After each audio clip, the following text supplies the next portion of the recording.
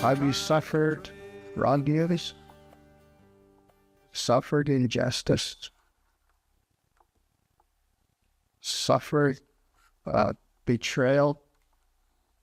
Are you struggling with a sense of being betrayed? Are you struggling with life not being fair? To be specific, who was it who betrayed you?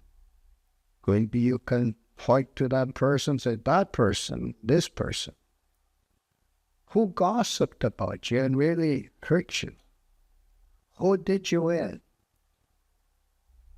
Was it a friend? Was it a co-worker?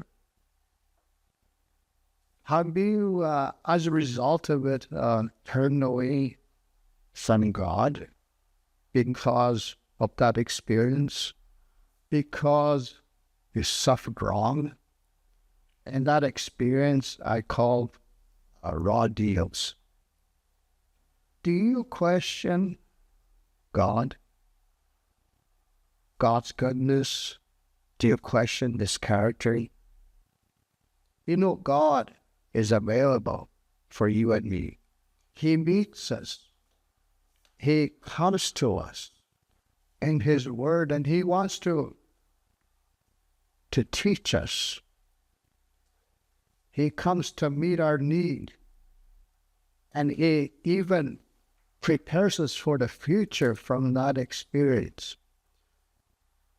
Experiencing raw deals is very profound.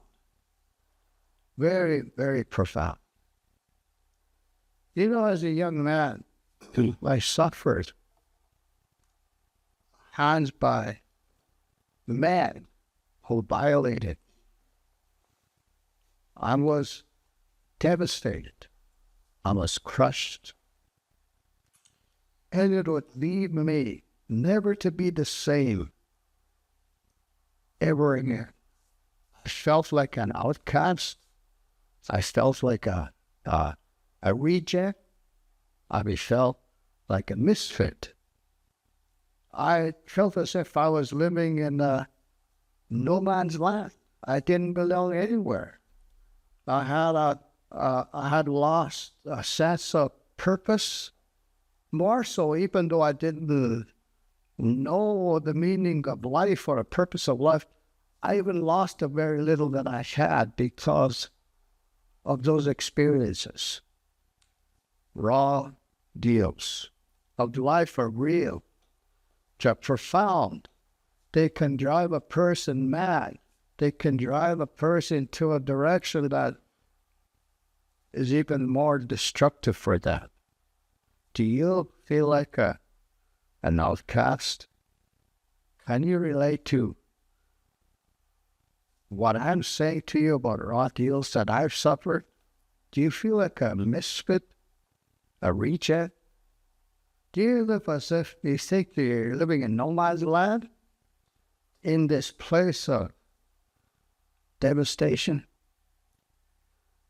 You know what? If you're a messed up person, if you're been violated, mistreated, you've been abused, you've been abandoned, and then you just feel so hurt and maybe angry.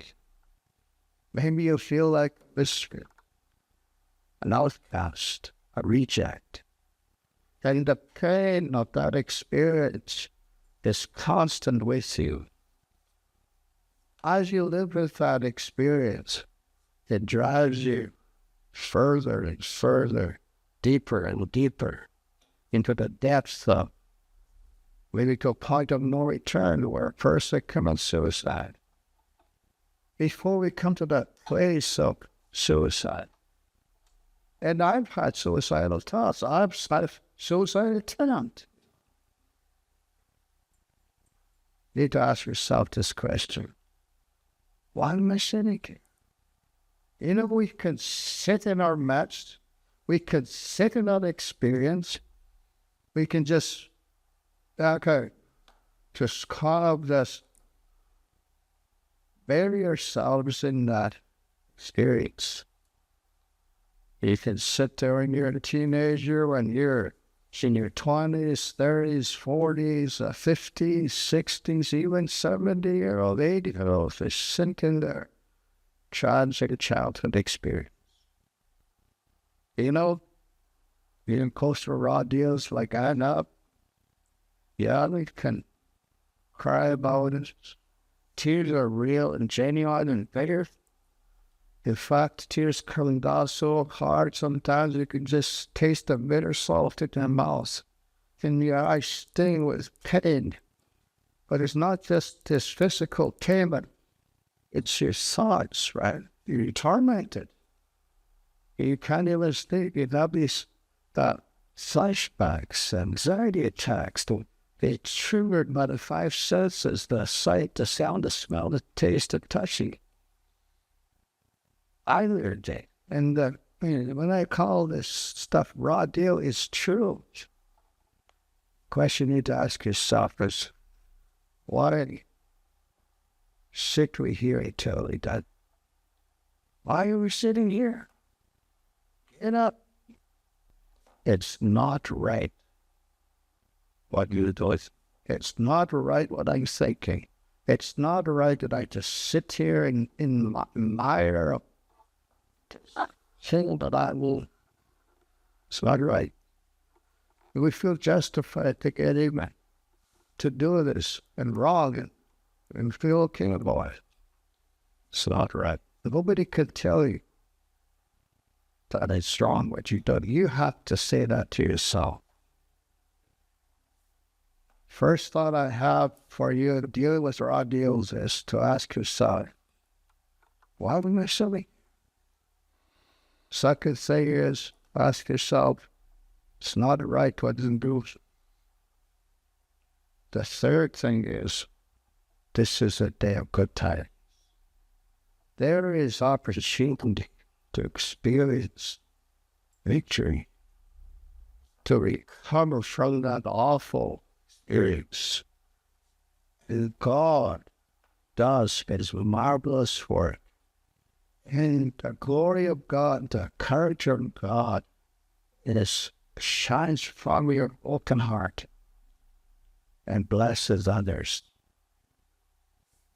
That, we thought, is how to deal with raw deals. Yes, acknowledge them, but come to God as you are.